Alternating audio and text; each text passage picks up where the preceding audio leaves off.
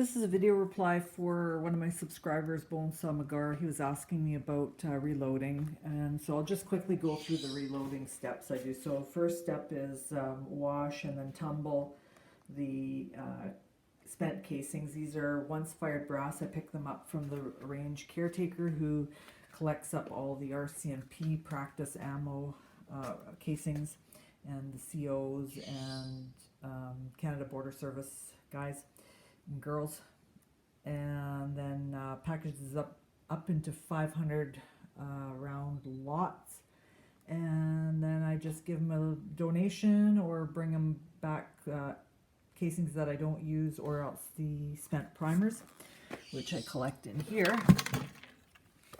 And so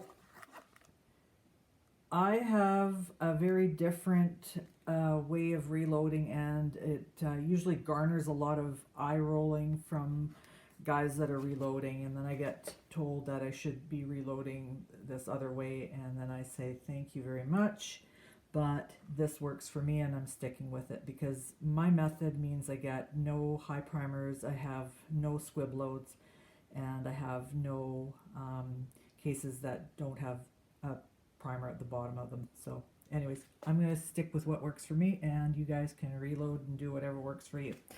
So the next step is I decap. So then these guys here are already decapped. I usually run in lots of 1,000, so I was short 750 so I don't have an even lot there, so I'm waiting until I have enough brass collected to get another row and then another row subsequent to that, and that's all there. That should fill that up. So then after it's been decapped, then it gets primed, and I can feel if there's any high primers. I never end up with a high primer ever, because I can feel if there's a high primer, and then they get reseeded a little bit deeper if they need to.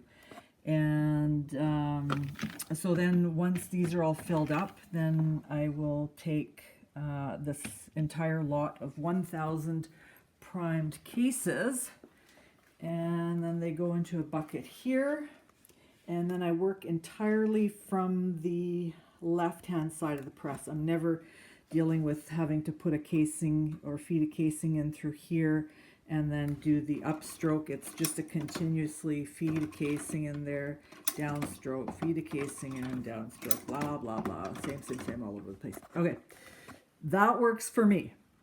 And by doing it this way, yes, it takes a bit more time, but I have time, and I'm not in any rush to reload. I never end up with, like I said, with any squib loads. I never end up with cases that don't have enough powder in it, or cases that don't have a primer, or cases that have high primers. So this is the powder hopper. I have it marked for which bullets I'm using. Let's focus.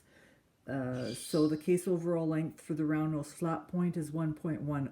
Campro 147s want 1.09, but I push it just a little bit, and I just make sure that it clears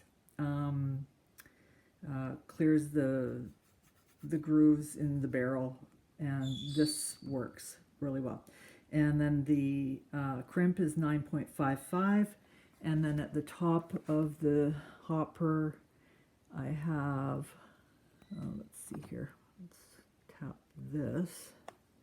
There we go. So 231, 3.5 grains with 147. So I know that's what is being loaded in there at the moment. So anyways, that is my reloading process.